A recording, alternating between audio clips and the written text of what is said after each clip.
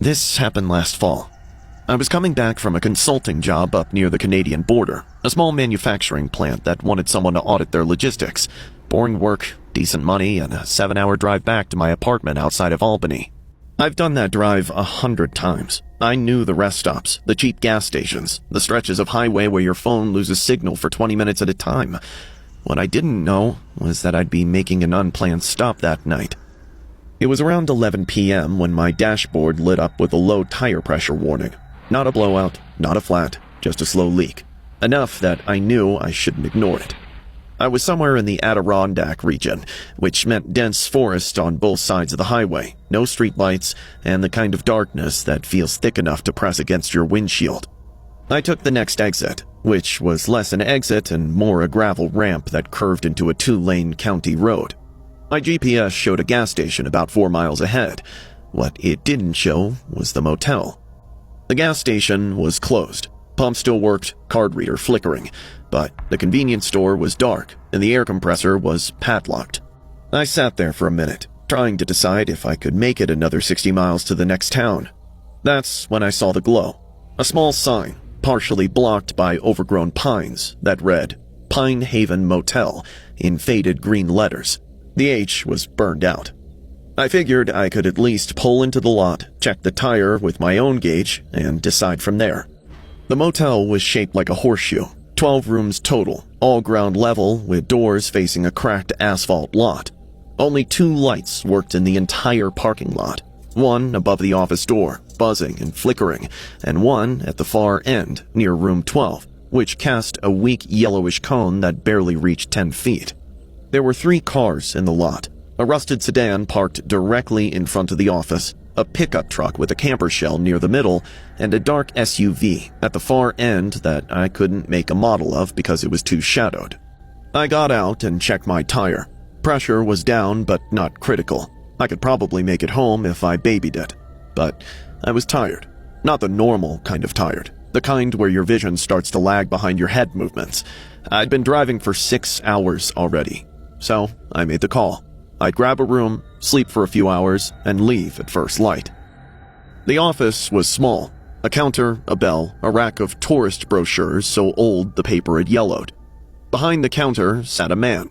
I'd guess he was in his late 60s. Thin gray hair combed over, wireframe glasses, a flannel shirt that looked like it had been washed too many times.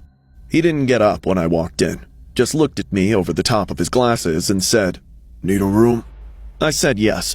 He quoted me $40, cash, no card machine, apparently. I handed him 2 20s and he slid a key across the counter. An actual metal key with a plastic diamond-shaped tag, room 9. He told me checkout was 10 a.m. sharp, no exceptions. Then he went back to reading his newspaper. No smile, no enjoy your stay. He just sort of waved me off, like I was wasting his time. Room 9 was 4 doors from the office. The carpet was a depressing brown, and the whole place reeked of old cigarette smoke and mildew. The bed had one of those super thin floral spreads that immediately makes you want to check for bed bugs. The bathroom was just a standard setup with a toilet, sink, and a shower with a curtain that was pretty gross with mold on the bottom. I brushed my teeth, threw the lock and the chain on the door, and then, because I listened to way too many true crime podcasts, I wedged the desk chair right under the handle. I killed the light and crashed, still fully dressed. About half an hour later, I woke up to a nasty screech, as if someone was dragging their fingernails across the window glass. I grabbed the lamp at my bedside, got up, pulled the curtain back an inch, and nearly pissed my pants.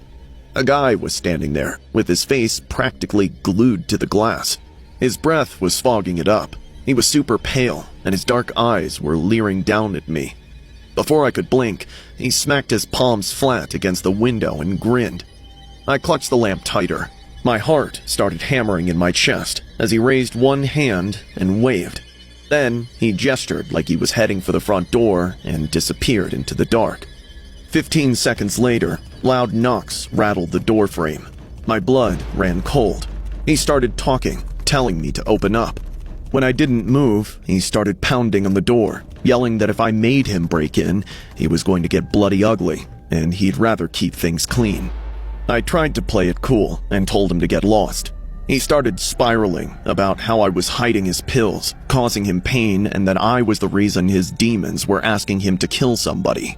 His voice was getting all high-pitched and shaky as he literally started slamming his head against the door, yelling at me to open up. With each slam, the door frame shuddered and the desk chair moved. On one of the hits, the door actually bent inward so much I thought he'd get in. I shrieked and told him I had called the cops, and they were on their way. He went still, waiting outside in tense quiet until the distant sound of a siren echoed through the night. It might have been miles off on the highway, but he heard it and backed off. I heard the footsteps retreat before chilling silence fell. I stayed put against the wall, holding the lamp until morning. I hurriedly packed my bag and sprinted straight to my car. The tire was completely flat. The valve stem had been removed and was sitting there on the pavement next to the wheel. I threw on the spare and got out of there without looking back. I tried filing a report, but they told me there wasn't any Pine Haven motel on that route, and that I might have hallucinated the whole thing because of my exhaustion. I've looked it up on maps countless times. The exit shows up on satellite view, but the ramp goes into a dirt road that stops dead in the middle of the woods. I don't usually talk about this whole thing, but now, whenever I'm on a long drive, I constantly check the rear view, expecting him to track me down because his demons have been asking him to.